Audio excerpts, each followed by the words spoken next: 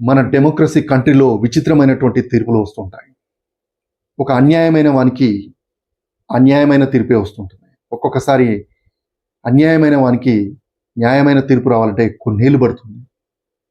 ఇదే ఒక విషయం ఎందుకు చెప్తున్నానంటే, అన్యాయం జరిగిన వారికి అన్యాయమే జరిగిందని చెప్పడానికి నేను ఈ విషయం చెప్తున్నాను. సరిగ్గా 15 సంవత్సరాల క్రితం, అంటే 2010 జనవరి 30న విజయవాడలో పలగాని ప్రభాకర్ అని చెప్పేసి అతని వ్యక్తి నివసిస్తూ ఉన్నాడు. అతనికి పెళ్ళయింది. మేడకొండల నుంచి పెళ్లి చేశారు. ఆమెకు పిల్లలు కాలేదు. పిల్లలు కాలేకపోవడంతో మరో అమ్మాయిని పెళ్లి చేసుకున్నాడు నిజామాబాద్ నుండి. ఆమెకి 2 కొడుకులు, 1 కూతురు పుట్టింది. కూతురు పుట్టాక ఆస్తులు, ఐశ్వర్యాలు, కోటాను కోట్లు డబ్బులు రావడంతో ఆ కూతురి పైన ప్రేమ పెరిగింది. ఆ కూతురు వచ్చిన తర్వాతనే నాకు బిజినెస్లో ఇన్ని కోట్లు సంపాదించని చెప్పేసి ఆ తండ్రి ఆ కూతురు పైన ప్రేమలు పెంచుకున్నాడు. ప్రాణాలు పెట్టి పెంచుకున్నాడు. ఆ కూతుర్ని చూస్తూ రోజు ఆనందించేవాడు. అది చూసినటువంటి మొదటి భార్య తమ్ముడు పంది వెంకట్రావు ఆ పాపకి ఈ ఆస్తులన్నీ ఇచ్చే అవకాశం ఉందేమో అని చెప్పేసి అతను కుళ్ళుకొని ఎక్కడ ఆస్తులు ఆ అమ్మాయి పేరిట రాస్తారో అని చెప్పేసి అతను డిసైడ్ అయ్యాడు. ఆ కూతుర్ని చంపేసేయాలి, ఆ కుటుంబంలో ఆనందం లేకుండా చెయ్యాలి అనే ఆలోచనతో తన దగ్గర పనిచేసేటువంటి 2 మాట్లాడాడు. 50 లక్షలకు, జగదీష్, శ్రీనివాస్ అని చెప్పేసి. ఈ 2 కూడా ఆ అమ్మాయి ఏ టైం స్కూల్కి వెళ్తుందో చూసి ఆమెను కిడ్నాప్ చేసి చంపేయాలని చెప్పాడు. అదే అదనుగా ఆ ఇంట్లో నుంచి బయలుదేరినటువంటి ఆ చిన్నారి వాళ్ళ అన్నయ్య 2 కారులో వెళ్తుండగా కారును అడ్డగించి రాళ్లతో కొట్టి డ్రైవర్ను పొడిచి ఆ అమ్మాయిని కిడ్నాప్ చేస్తారు. అక్కడే ఉన్నటువంటి అన్నయ్య పారిపోయాడు వాళ్ళ నుండి. సో ఆ అమ్మాయిని తీసుకువెళ్తుండగా అరుస్తుందని చెప్పేసి వాళ్ళు తెచ్చినటువంటి కారులోనే పీకపిసికి చంపేశారు. ఆ పీకపిసికి చంపేసిన వెంటనే ఒక పాడుబడ్డ కార్ఖానాలో ఉన్నటువంటి బాయిలర్లో వేసి తగలబెట్టేశారు. మొత్తం బూడిద చేశారు. అది ఆ కుటుంబంలో తెలియదు ఇంకా. అప్పటికే కిడ్నాప్ జరిగింది, నా ఆస్తులన్నీ ఇచ్చేస్తాను, మా పాపని ఇచ్చేయండి, నేను ఏమి ఉంచుకోను, నా ఆస్తులు ప్రతి నా దగ్గర ఉన్నటువంటి ఆ పైసా కూడా మీ అందరికి ఇచ్చేస్తాను, నా కూతుర్ని వదిలేయండి అని చెప్పేసి వేడుకున్నాడు టీవీలో ముందుకు వచ్చేసి. కానీ 2వ రోజే షాకింగ్ విషయం ఏంటంటే ఆ కూతుర్ని చంపేశారని చెప్పేసి తెలిసింది. ఆస్తులన్నీ ఎక్కడ పోతాయో ఆ కూతురికి రాస్తారో అనే ఉద్దేశంతోనే చంపేశారని పోలీసులు తెలిపారు. అది విన్నటువంటి ఆ చిన్నారి తండ్రి ఇమ్మీడియట్లీగా ప్రాణాలు వదిలాడు. సో ఆ 2 ఆ పాపకు సంబంధించినటువంటి అస్థికలు, ఇతని మృతదేహం అక్కడ ఉంది.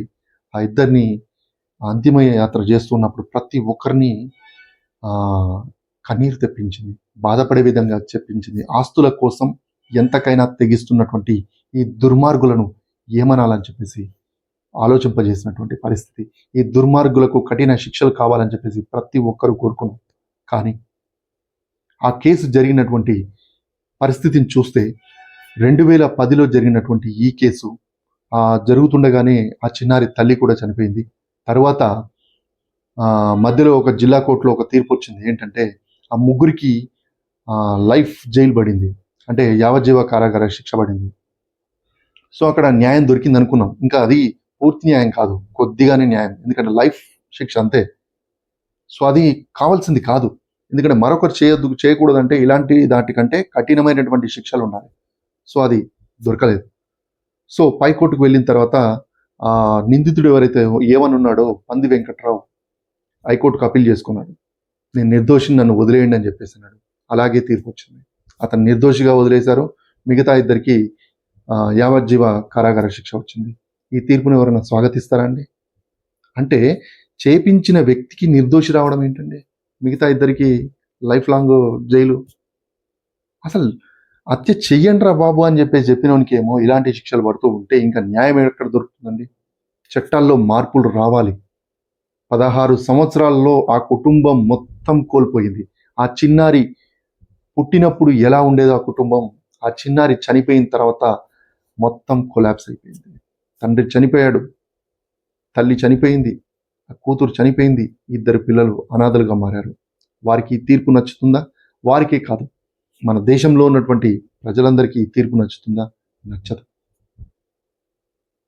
ఇలాంటి పరిస్థితులను చూస్తూ ఉంటే రేపు దుర్మార్గులు రెచ్చిపోతూ ఉంటారు.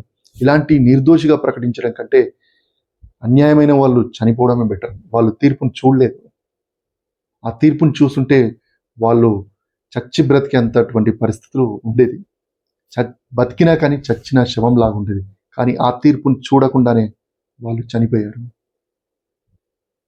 సో ప్రతి ఒక్కరికి ఇది కనువిప్పు కరగాలి. మన దేశంలో ఉన్నటువంటి మార్పులు రావాలి. ఈ చట్టాలు ఎక్కడివండి? ఎప్పుడూ 1940లో ఉన్నటువంటి చట్టాలను తీసుకొస్తే ఇప్పుడు ఆ తీర్పులు వెలువడిస్తుంటే అసలు ఏం చేయాలి? చాలామంది దుర్మార్గులు, దొంగలు, రౌడీలు, మర్డర్లు చేసేటువంటి వ్యక్తులు ఈ తీర్పులను పక్కకు పెట్టుకొని వ్యవస్థల్లో ఉన్నటువంటి లోపాలను చూసుకొని వాళ్ళు బయటపడుతూ ఉన్నారు. ఇక న్యాయం ఎక్కడ దొరుకుతుందండి? చట్టాలు మారాల్సిన సమయం ఖచ్చితంగా రావాలి.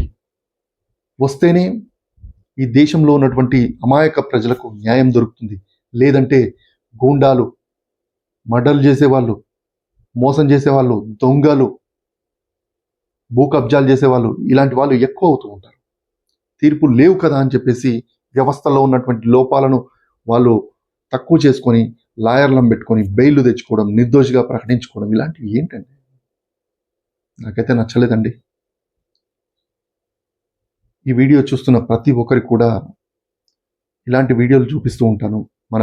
మన సమాజంలో మార్పులు రావాలి, చట్టాల్లో మార్పులు రావాలనే ఉద్దేశంతోనే ఈ వీడియో చేస్తున్నాను. 16 సంవత్సరాల తర్వాత వచ్చినటువంటి తీర్పు ఈ విధంగా ఉందని మీకు చెప్పడానికి ప్రయత్నం చేశాను. సో మరెన్నో వీడియోలు చేస్తూ ఉంటాను. మీకు నచ్చినట్టయితే లైక్ చేయండి, సబ్స్క్రైబ్ చేయండి, మరికొంతమందికి పంపించేందుకు ప్రయత్నం చేయండి, కామెంట్ కూడా చేయండి.